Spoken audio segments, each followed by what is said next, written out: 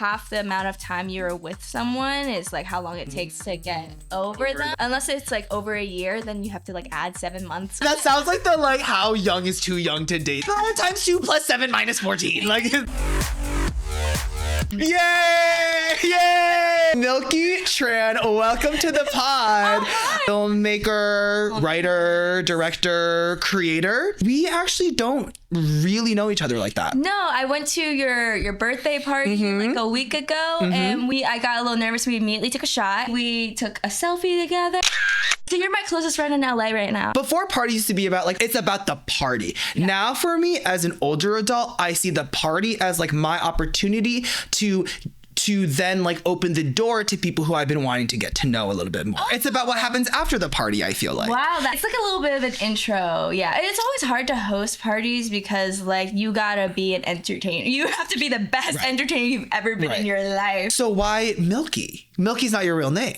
Milky's not my real name, no. Do you want to share or do you not want to share? I want to share, yeah. So my name's Kelly. Your name's Kelly? Yeah. Wait, I can see that for you. Kelly Tran? Yeah, Kelly Tran. I was named after Kelly Kapowski from Saved by the Bell. I was a traditional filmmaker. Yeah. And my name's Kelly Tran. Right. There's an actress named Kelly Marie Tran. Yep, we know her, love her. Love her. She was in Star Wars. So if you type in Kelly Tran film, you just can't ever find my work. Yep. So I was like, I have to go by a new name. And I wanted to keep my Vietnamese roots. So I wanted to keep Tran. And so I had to change my first name. And I didn't want to be like Kelsey.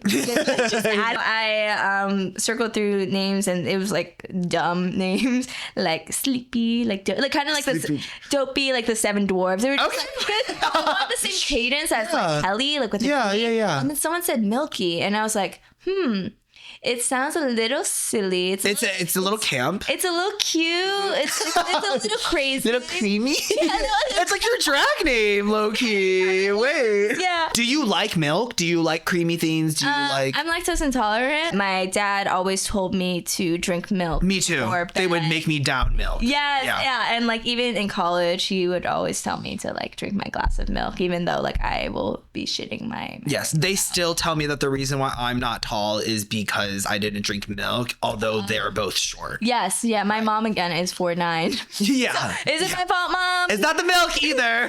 We're shitting ourselves all the time. Bile. It's straight bile leaving my body.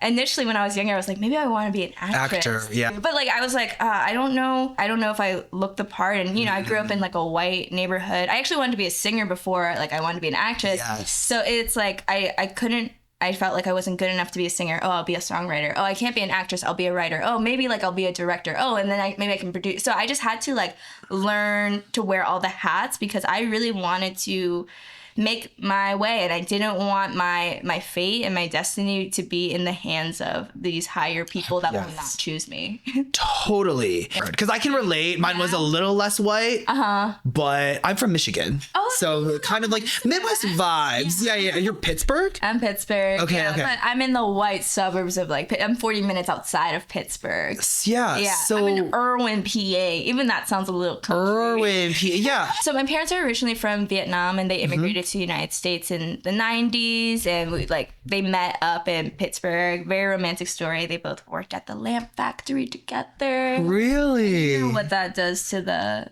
heart. Wow. Very common. Lamp factory. So I wanted to be just like my mom, and when my mom was younger, she wanted to be a singer, and so I wanted to be a singer. She did not have the opportunities that I have to live that life. She had to work at a lamp factory. She had to go to beauty school at night. She had to open up her nail salon. She had twins.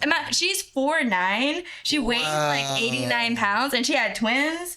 Wow. Imagine having one kid, and then you gotta do it again. And then at the same time. A lot of kids are born like creative, artistic, and I think I was just one of those people, and it was my outlet. Like I wanted to start being a music. Like I loved music. I started playing piano when I was 11. First song, a Lady Gaga song. And it wasn't because your mom forced you to? It was because you wanted to? I wanted to. Wow. That's different than me. That's big. That's big. Yeah, wow. Yeah, like I wanted to learn how to play guitar. I played violin, and then I played the flute. I played the ukulele, and I took voice lessons. Like I love TV. I would watch TV 8 to 10 hours a day. What, Disney Channel, Nickelodeon? What are we talking? I did both. I would watch it on the East Coast time, and then I would watch it on the West Coast time. I didn't even know you could do that. Yeah. Wow. TV, and it seems like what, your mom and your family was pretty supportive? Maybe that was an assumption. Yeah. I don't think they were supportive. Okay. I stopped pursuing music because I did singing competitions. I won a few singing competitions. I lost one. And my mom told me that I can't do music anymore. She would not support me. Wow. Because you lost. Because she never really believed in my talent, unfortunately. Yeah, right. And just kind of felt like it was a pipe dream. And I understand that coming from her background. I actually was crying about it last night. I remember having this conversation when I was 14 where my mom told me, like, don't ever think you're the one. You're not the one. Which is, it tears down your ego. And she was like, I thought I was the one too. She wanted to be a singer, My mom too. Really? No, this sounds, keep going, but it's very familiar, very related. And she, in a way, at the time, it felt like, why is she saying, I don't think I'm the one, like what I'm doing through like wanting to be a singer and like expressing myself, that's survival. That's so I can have a purpose in life to propel me forward. Because if I didn't have this, what would I be doing? Like, I don't know what I'd be doing. And it felt like she was trying to step on me and humble me and tell me that I can't do the things that I want to do. And that really hurt me. And of course. It still hurts me in a way. And when I was dissecting it last night, I think a part of it that comforted me a little bit is like maybe she said that out of projection and out of like protecting me from rejection and failure.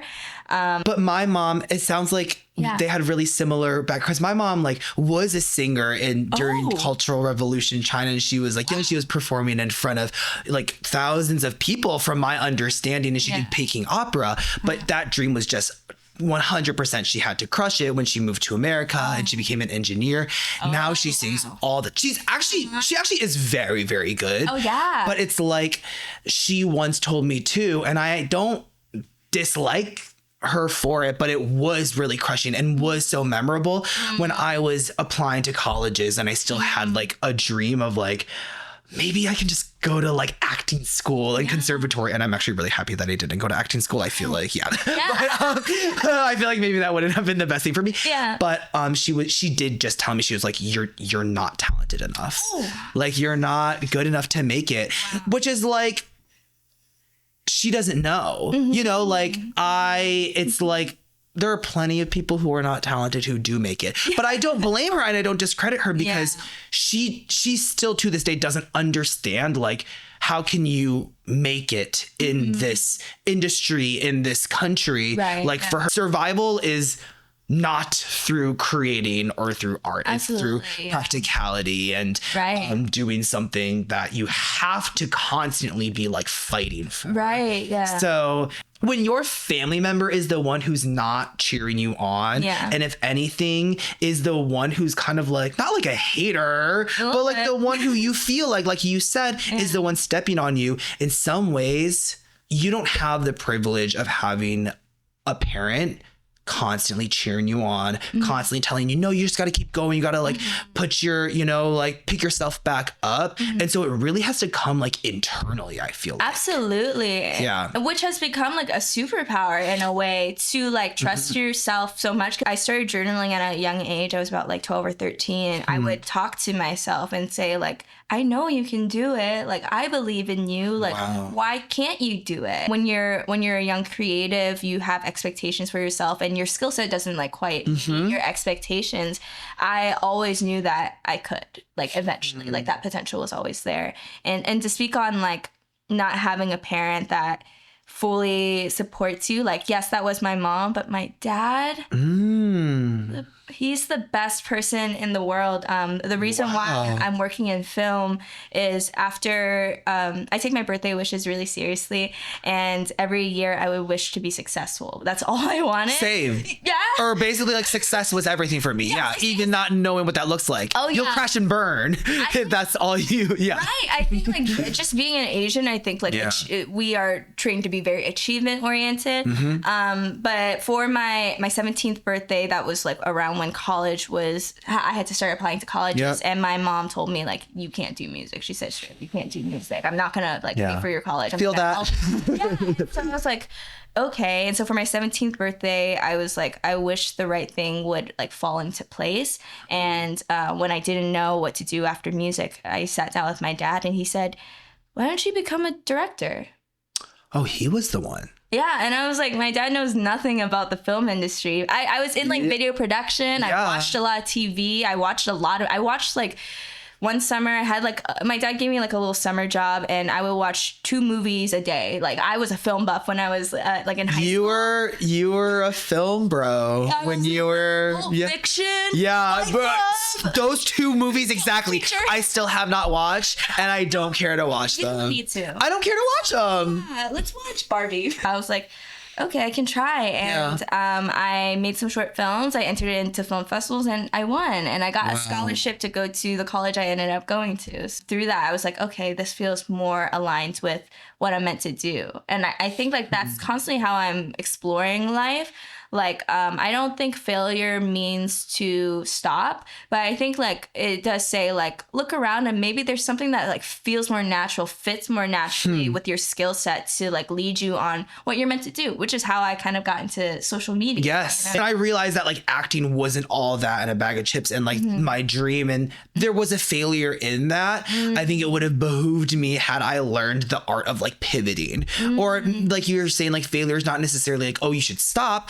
But it might be telling you something. It might be like, how can I get something like this, but maybe in a different way? Right. And it seems like you had like a very profound like adaptability earlier on. Yeah, I think it's I was kind of forced to because, you know, I'm so dependent on my parents. I don't know what I would do without my parents. Yeah. And so I was kind of forced to. And luckily I like stumbled and like, I always do think like, redirection is a beautiful thing. In the more traditional entertainment industry, it just feels like you can't do one thing. You have to be a multi-hyphen, which is exhausting just because the opportunities are so limited. And that's why like I think since the beginning of time I have felt like I had to carve my way and just do it my way. I think a mistake that film students sometimes make is making things that seem good. Yeah. Like more Oscar baited films like, oh, this has drama, this has sadness. It's a learning curve though. It's not about ego. It's not about like, how can I like contribute to the art community? How can I make something like interesting and like get people to like watch my work? It's like, what can art do for me? How can it heal me? How can it change the way I process my feelings? And ultimately that's what I love what I'm doing now. Like, it's like I'm processing my feelings in front of people. And I think that's exceptionally special for me. It seems like Hollywood's just mainstream feeling is that it feels like they just don't understand when you create, it's high stakes. Your purpose in doing it is like, I've never seen something like this before. I've never, there's so much talk about like, I haven't seen myself on the screen, blah, blah, blah. But people don't really get that though, I feel like, or they don't really understand why that's important outside of just the superficiality of it.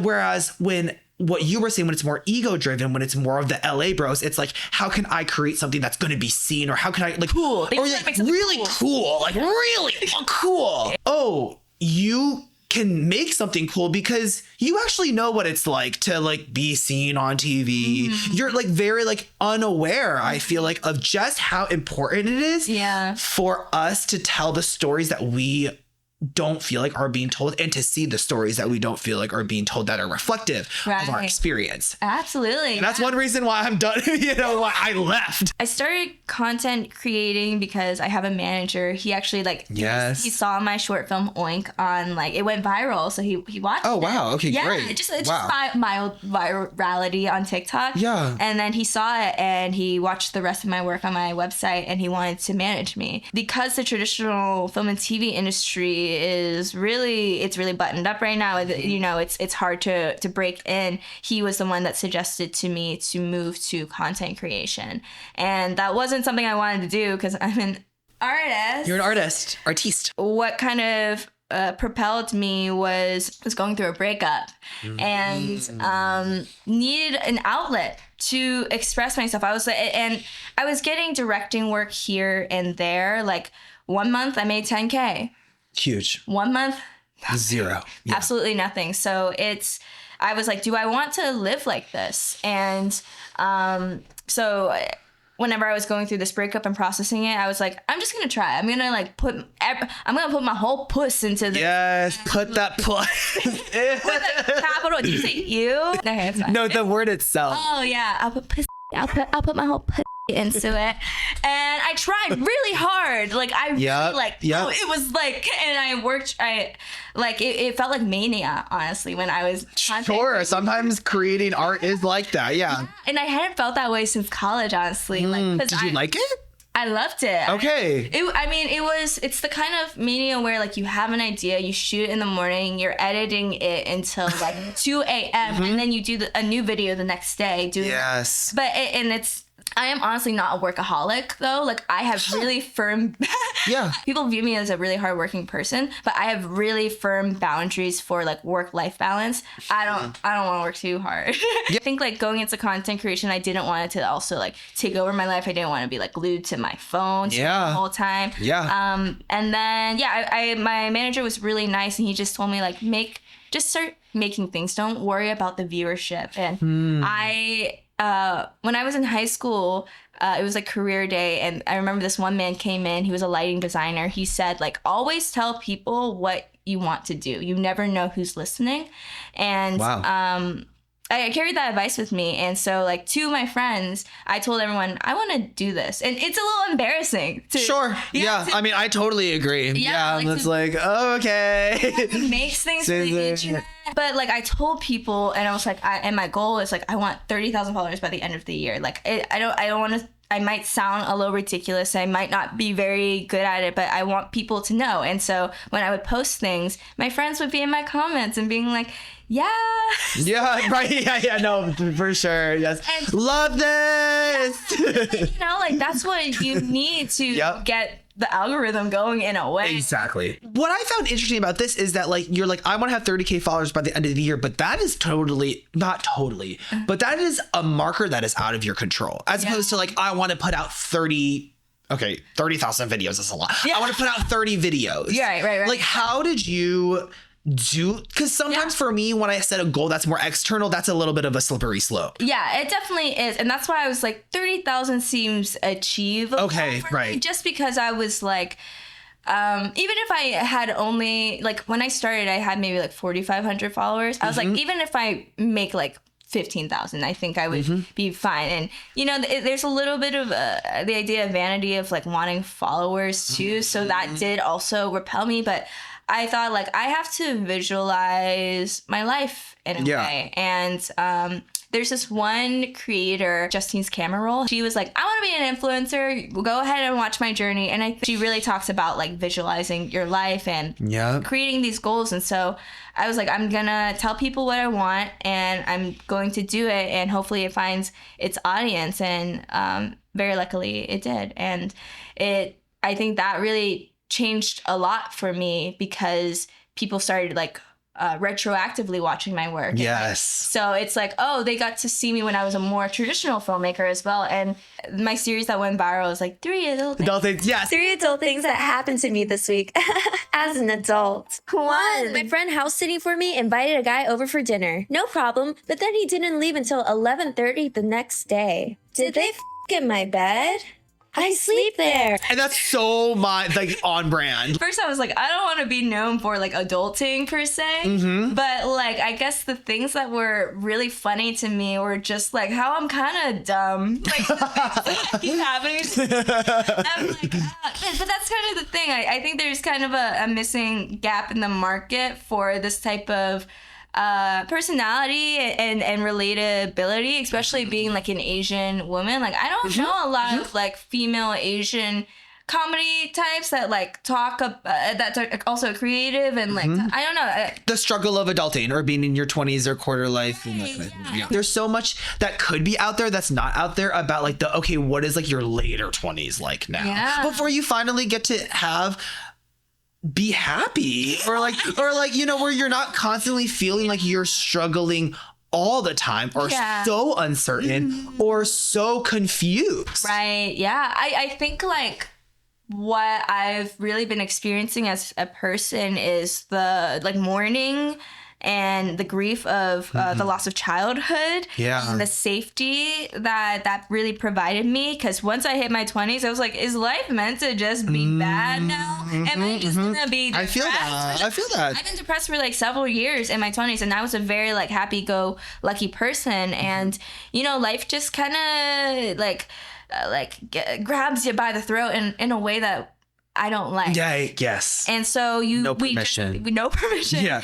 And we just have to cope with it. Life just makes me laugh. Yeah, you seem like you have a very like profound inner child. Oh. Yeah. Like a deep part of me. Like I've been watching shows that I watched when I was a child, and it's all because I'm chasing the high of nostalgia and childhood. All of us are just seeking relief from life, like a sense of peace and fulfillment. And I always was hard on myself when I was depressed, saying like I should be doing more. It's my fault that I feel this way. I have to get myself out of this hole. Whenever like I've learned that like life cannot be happy all the time. Yeah. The worst parts of your life is like 25 through 40, because that's when you start losing people, you're like financially unstable. Yes. It's just like things like that. And I think that brought me some relief, knowing like, okay, if life is difficult right now, that's what it's meant to be. Yes. And it's supposed to teach me something. It's supposed to propel me forward. Last year was a lot of internal healing for me. And luckily, because I rested so much, I had the energy to create. I'm just in my like energy phase. Like who knows how I'll feel in like. But when the iron strikes hot, you. Yeah, I kind of have to. Yeah, definitely. You know, whenever people like touch some virality or like reach some success, they're so afraid that it will go away. Yes. And I've definitely felt that, but at the same time, I trust myself. I like the things that I make. Yes. My big story of last year was like I'm seeking love and all of these partners, and it really boils down to the love that I received when I was a child. And you know, I spent so much of my last year healing my childhood wounds, or attempting to, and really understanding my relationship with validation as well. And same. Yeah, I think a lot of people have like, especially within Asian households, a tool that some parents use to control children is shame. Yeah. Like shame is so prevalent, and when you're shamed, you just get crumbs of love, and so you think crumbs of love is what love is. I ended up with some people that, you know, gave me crumbs of love, or like did not entirely fit, or just like, you know, they weren't necessarily compatible with me, but I was like, at least they love me, and that's enough. And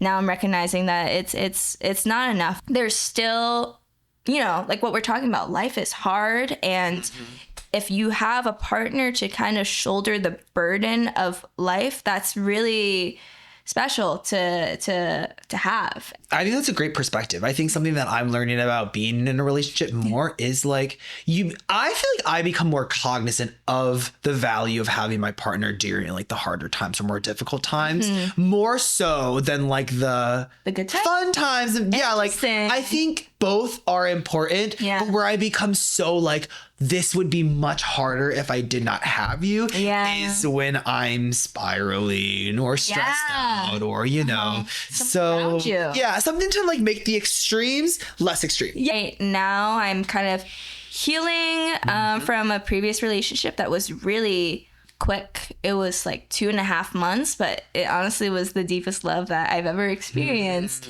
And, you know, more time has passed than the time we were together, and the grieving process has been interesting, because as I was like propelled into like creating online and receiving all this external validation from people, it felt like, oh, I'm fine now. I think I'm healed.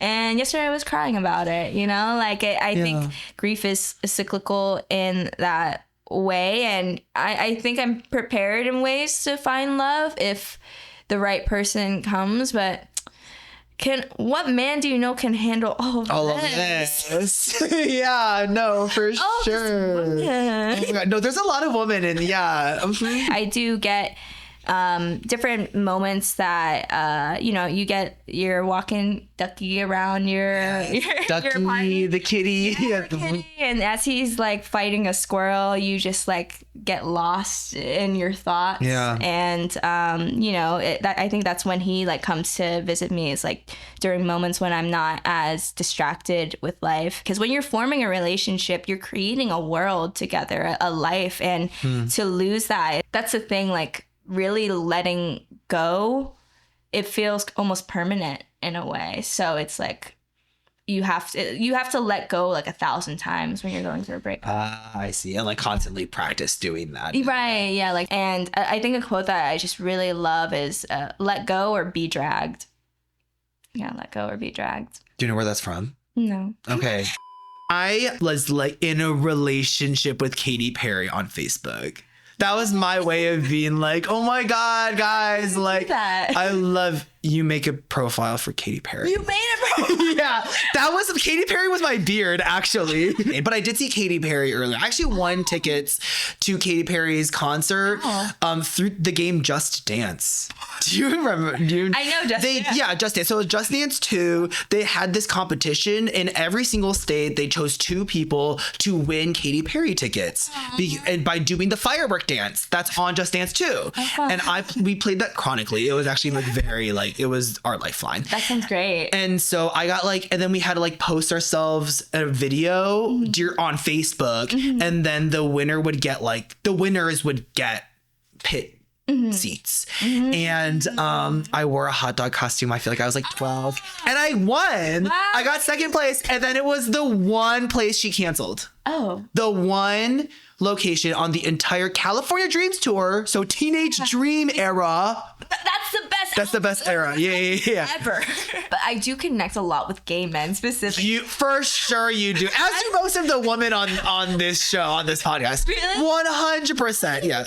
It's like I think my story of how I grew up and felt very invisible and had to like hide myself, and I think obviously a lot of queer people go through a similar personal experience, and I think that feeling of otherness makes us like so fully have to be ourselves now. Lady Gaga also made me a huge ally at a young age. She did change the world. She changed culture. Like more than people give her credit for. A lot of politicians. That's my argument, is that I do think Lady Gaga changed the world. I'm not going to say more than like insert like huge activist here. Yeah. Oh, yeah. But you can do the imagining. Yeah. Oh, definitely. Yeah. Because I idolized her and the way she like uplifted queer people. For me, it was just kind of like I was watching that and being like, not knowing if I was, hoping I wasn't gay, but even for someone closeted, being open to the idea, tiny little moves in that direction, whether it's a music video or it's some kind of something that she's wearing or what, like those all accumulate to feeling more accepted, I think. Yeah. Feeling more comfortable. I love that. I love the LGBTQ plus community. Milky, thank you so much for being on the show. I'm so excited for the people to get to know you on a deeper level. There's so much to get to know. So, thank you. Yeah, of course. I had a blast. Okay, yeah, period. And they can find you at MILKY TRAN. Yeah, find me at MILKY TRAN. Yay!